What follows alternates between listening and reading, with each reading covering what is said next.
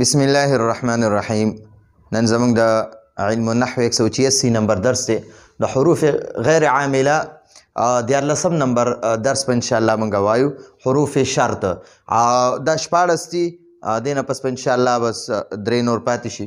نو حروف شرط چې دي دا دو دي. دا حروف دو دي، اما او دویم نمبر چې دی لو دی. اول نمبر اما دی، دویم نمبر لو دی. دا حروف شرط په دوو جملو داخليږي. دا حروف شرط په دوو جملو داخليږي. اوله جمله خپل شرط کی، اوله جمله خپل شرط کوي او دویمه جمله جزا. اوله جمله شرط کی او دویمه جمله جزا کی. خو ګورئ دا یادو ساتئ چې دا شرط او جزا دا ګورئ مجزوم نه وي، دی له جزم نه ورکوي. ښه، اما د څه لپاره راځي؟ اما د تفسیر یا تفصیل دپاره راځي. تفسیر یعنی یا د تفسیر دپاره راځي، یعنی متکلم چې یو خبره مختصره وکړي که نه، زه یو خبره مختصره وکړم نو دویم کس بیا راشي نو یا واپس چې دی زه درله عمقه د هغې خبرې جواب درله زه په دغه کې وکړم، په تفسیر سره وکړم.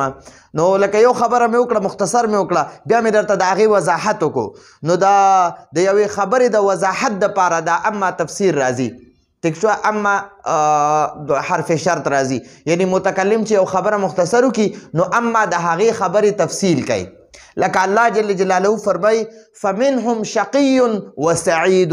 شقی بدبخته انسان ته وایي او سعید نیکبخته انسان ته وایي.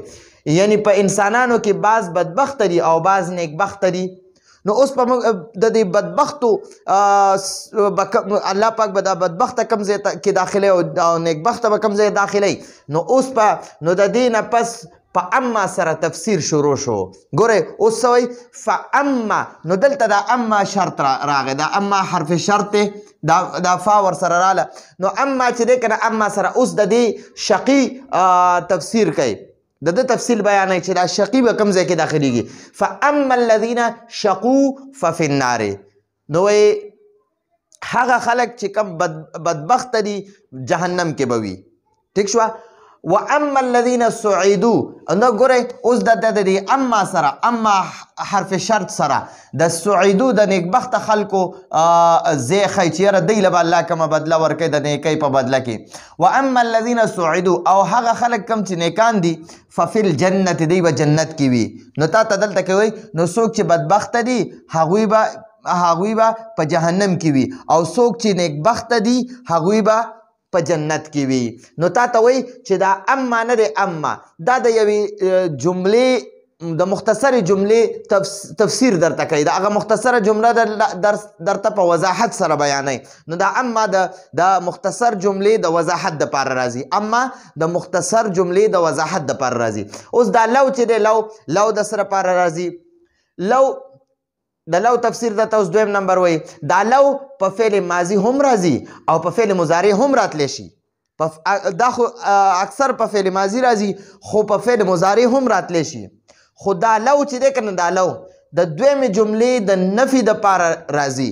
یعنی چې اوله جمله نشته نو ځکه دا دویم هم نشته، نو هغه دویمه نفي کوي. دا لو چې دی دا دویمه جمله نفي کوي د اول جملې د نفي کېدو د وجې نه. یعنی اوله جمله نفي ده نو ځکه دا لو چې دی دا دویمه جمله هم نفي کوي.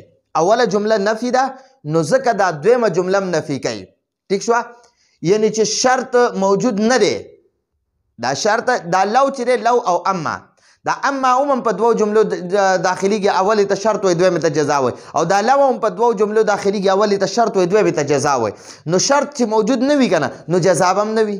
ٹھیک شوه؟ یعنی تا ته اوس وایي یعنی چې شرط موجود نه دی نو ځکه جزا هم موجوده نه ده. لکه ګورئ لو دلته کې دا لو راغی، تا ته دقه لو یادوي. وایي لو کانه فیهما. فیهما نه مراد دی، هما نه مراد ځمکه او اسمان دی. لو کانه فیهما آلهتون. دا آلهتون د اله جمع ده. اله یو معبود ته وایي چې د چا څوک عبادت کوي. موږ د الله عبادت کوو نو زموږ معبود یو دی، الله زموږ معبود دی. مونږ عابدان یو او الله معبود دی. او نو معبود ته اله وایي، اله. او د اله جمع چې ده که نه آلهتون راځي، یعنی ډېر خدایان، ډېر معبودان.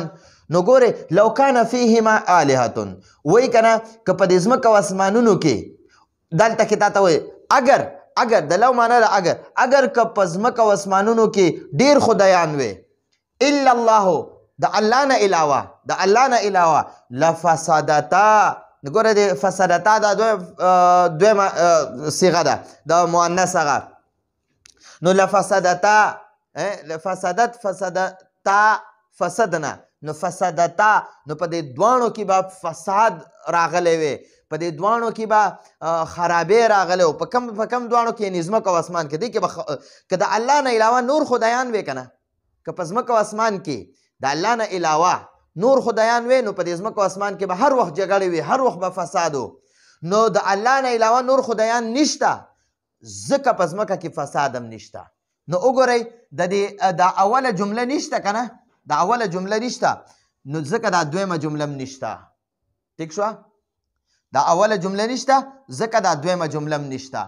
لو کان فیهما آلهة په ځمکه او اسمانونو کې کو نور خدایان وي خو نور خدایان نشته که نه الا الله سوا د الله نه نو لفسدتا نو بیا به ګورئ ډېر فسادونه او خرابوانې او جنګ جګړه او خونریزي او هر قسم نقصانات په ځمکه کې کېده خو نشته په دې ځمکه کې نور خدایان د الله نه علاوه نشته دی نو ځکه پکې فساد هم نشته دی.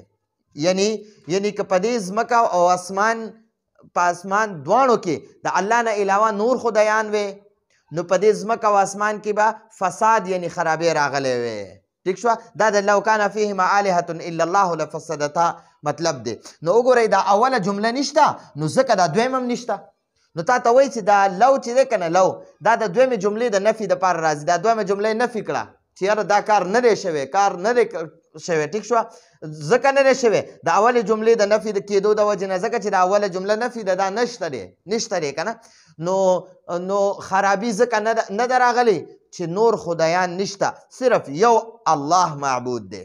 نو تا ته دا دوه حروف شرط درته بیان که یو یې درته اما بیان کو چې متکلم مختصر خبره وکړي نو د اما سره د هغې وضاحت وشي او دویم یې درته لو بیان کو چې د اوله جمله نشته نو د دې لو د وجې نه دا دویمه جمله هم نفي شوه یعنی چې دا دویمه جمله ځکه نشته چې اوله جمله نشته که دا اوله جمله وی نو دا دویمه جمله به هم شوی که په ځمکه او اسمانونو کې د الله نه علاوه نور خدایان وی نعوذ بالله نو بیا به په ځمکه او اسمانونو کې هر وخت فسادونه و خو په ځمکه او اسمانونو کې نو اوله جمله سره په ځمکه او اسمانونو کې نور خدایان نشته سوا د الله نه د الله نه علاوه نور خدایان نشته نو ځکه په دې ځمکه او اسمانونو کې هغه شان فساد هم نشته چې څنګه د انسانانو د پیدا کېدو نه مخکې جناتو به کم فسادونه کول هغه فسادونه اوس ځکه نشته چې په دې ځمکه او اسمانونو کې نور خدایان نشته صرف یو الله معبود دی. نو یو لو حرف شرط یو اما حرف شرط دی دا دوه حروف شرط بیان شو. نو راتلونکي درس پر اجازت غواړو. هذا هو المرام والله اعلم بحقیقة الكلام.